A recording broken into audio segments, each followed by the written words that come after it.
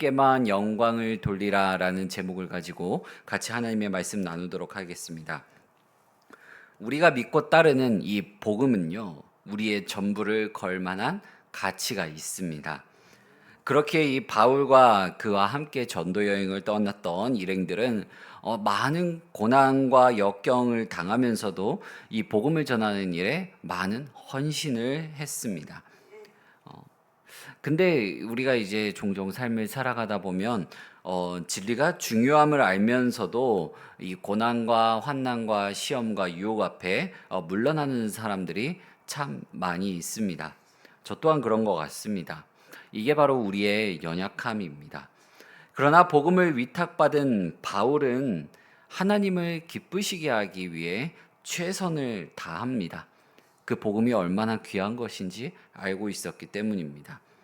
근데 이 복음을 전하기에 최선을 다하는 이 바울과 그의 일행들의 모습은요, 거짓되지 않았고요, 자기의 유익을 구하지 않았고, 또 사람의 영광을 구하지 않고 이 복음에 합당한 모습으로서 이 복음을 전했습니다. 오늘 우리가 읽은 3절 말씀을 보면 우리의 권면은 간사함이나 부정에서 난 것이 아니요 속임수로 하는 것도 아니라라고 말합니다. 이는 한마디로 말하자면 거짓되지 않는 삶입니다. 거짓되지 않는 삶은 단순히 거짓말을 하지 않고 정직한 삶을 의미하는 것은 아닙니다. 좀 더 깊게 들어가자면 누군가에게 신뢰를 줄 만한 삶, 믿고 따라갈 만한 삶입니다. 내가 그런 삶이 되는, 신뢰할 만한 사람이 되는 것이 바로 거짓되지 않는 삶입니다. 5절에서 6절까지의 말씀을 보면 너희도 알거니와 우리가 아무 때에도 아첨하는 말이나 탐심의 탈을 쓰지 아니한 것을 하나님이 증언하시느니라. 또한 우리는 너희에게서 듣든지 다른 이에게서든지 사람에게서는 영광을 구하지 아니하였노라라고 말씀합니다. 이는 한마디로 자기 유익을 구하지 않는 삶입니다. 자기 유익을 구하지 않는 삶을 살고 있다라는 사실을 가장 잘 알 수 있는 방법은 무엇이냐면요. 가장 쉬운 방법은 내 주변에 있는 사람들이 나로부터 얼마나 사랑받고 있는지 느끼고 있는가입니다. 어떤 분들은 제가 우리 교회에 처음 왔을 때보다 더 살이 쪘다고 말씀을 하시더라고요. 어, 저에게 지금 제 모습이 어떻게 생각하면은 성도님들에게 참 많은 사랑을 받은 것이라고 생각이 됩니다. 참 많은 사랑 받은 것 같습니다. 그리고 저는 받은 사랑을 앞으로 더 하나님의 영광을 드러내는데 그 일에 힘쓰려고 합니다. 그런 저의 모습이 성도님들에게 은혜가 되고 또 그 은혜로 말미암아 하나님께 영광 올려드리기를 간절히 소망합니다. 그렇게 자기 유익을 구하지 않으면서요, 그 삶을 살아가고 있다는 걸 어떻게 보면 제가 이렇게 막 커지고 막 옆으로 커지는 그런 게 하나의 이 반증이 되기도 될 수도 있다라는 생각이 말씀을 준비하면서 들었습니다. 이렇듯 우리는 나의 유익을 구하지 않으면서 우리 교회 안에서 내 주변에 있는 이 지체들이 나로부터 그 사랑을 느끼고 있도록 만드는 삶. 그것이 바로 자기 유익을 구하지 않는 삶의 가장 큰 증거일 것입니다. 그리고 7절 말씀을 보면 우리는 그리스도의 사도로서 마땅히 권위를 주장할 수 있으나 도리어 너희 가운데서 유순한 자가 되어 유모가 자기 자녀를 기름과 같이 하였으니라는 말씀이 있습니다. 7절에서 이 말하는 것은요, 쉽게 말씀드리자면 합당한 모습입니다. 바울이 굳이 사도로서 이 권위에 대해서 말하고 있지만 이 권위를 내세우지 않으면서 자기가 사도임에도 불구하고 이 그리스도 예수께 받은 사랑에 비하면 아무것도 아니라는 말입니다. 그래서 영혼 구원을 위해서라면 목숨까지도 내줄 수 있는 헌신, 진실된 사랑의 모습을 뜻합니다. 그리고 이 태초부터 영원 전부터 오늘날까지 우리에게 전해진 복음은요, 바로 이러한 수고와 희생과 헌신으로 주어진 것임을 우리는 기억해야 합니다. 그리고 그러한 것을 잊지 않도록 우리가 다음 세대들에게 가르쳐 주어야 합니다.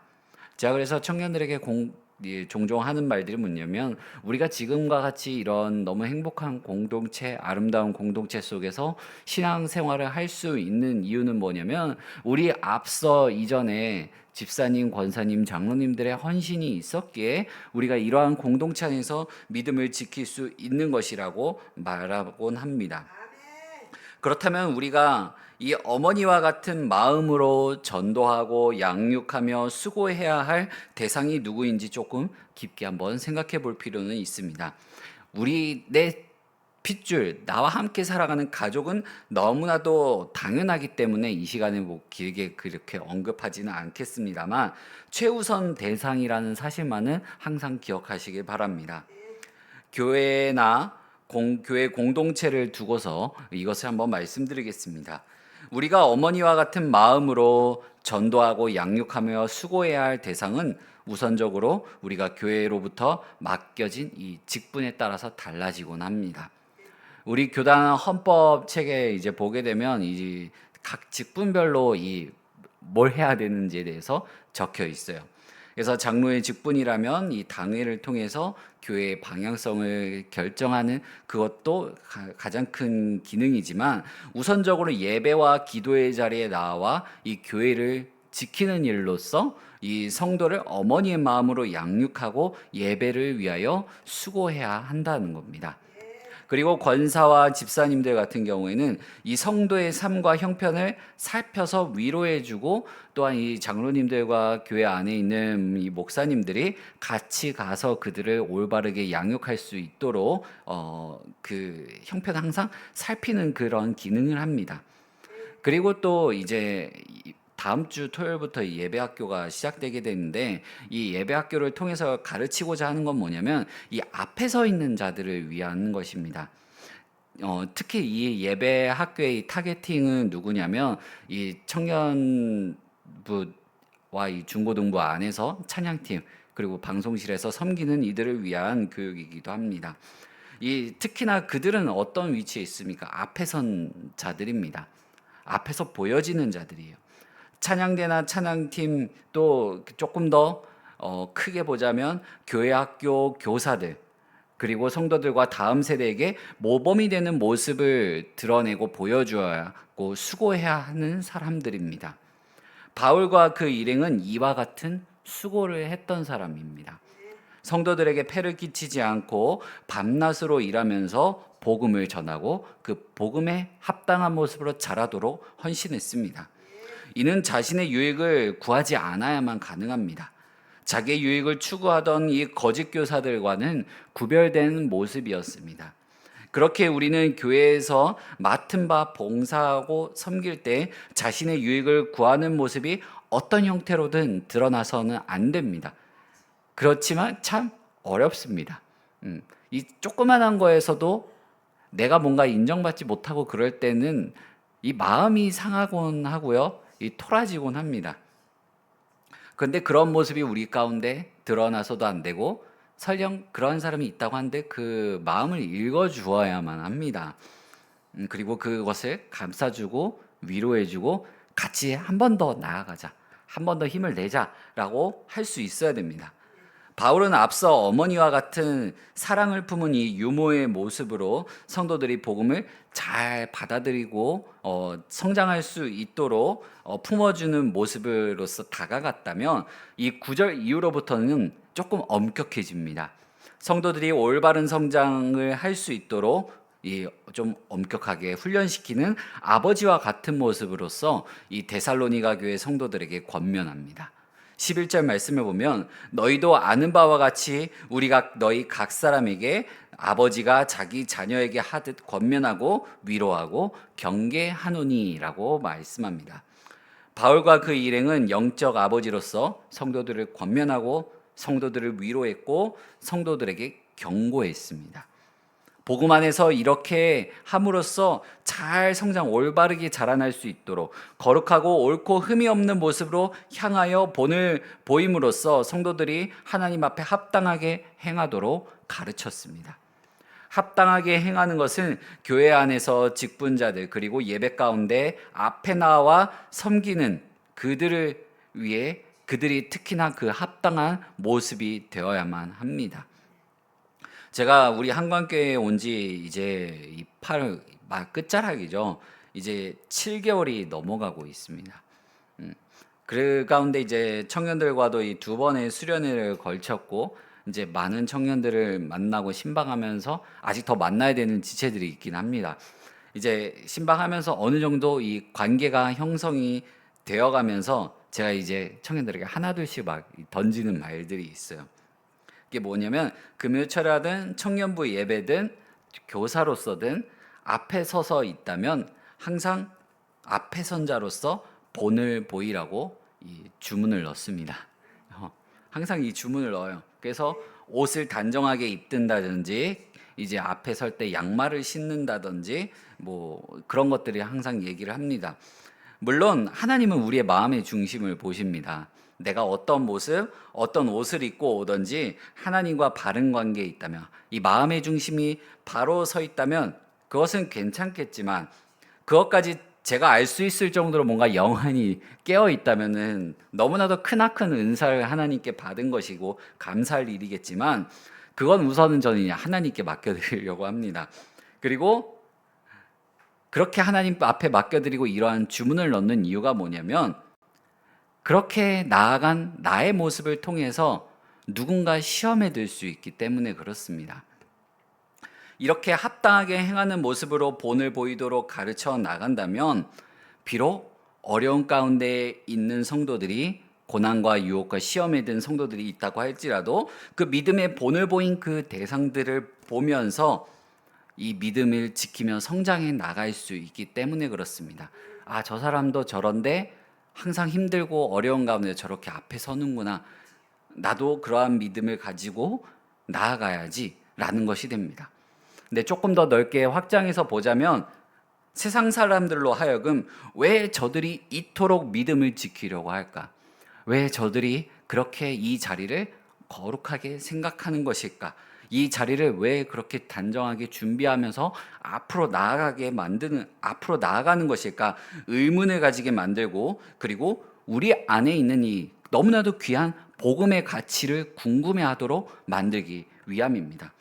그래서 우리가 그렇게 나아가는 모습을 통해서 누군가는 물어볼 것입니다. 당신이 그렇게 하는 이유가 무엇입니까? 그렇게까지 해서 앞에 나가서 섬기는 이유가 무엇입니까? 그렇게까지 교회를 소중하게 생각하고 섬기고 시간을 할애하고 희생하는 이유, 헌신하는 이유가 무엇입니까? 물었을 때 우리 안에 있는 이 소망에 관한 이유를 말해줄 수 있어야 합니다. 우리 안에 있는 이 소망에 관한 이유를 말해주려면 우리가 하나님을 알아야 해요. 그래서 우리가 성경대학을 통해서 이제 막 이 성경대학이 열릴 때 우리 성도님들이 말씀을 정말 이 사모하는 마음으로 또 그 말씀을 알아갈 때 그 성령의 기쁨이 우리들에게 부어지기를 간절히 소망합니다. 이를 사도 베드로가 너무나도 잘 표현한 말씀이 있습니다. 제가 좋아하는 구절이기도 한데 베드로전서 3장 15절 말씀을 보면요, 이렇게 말씀합니다.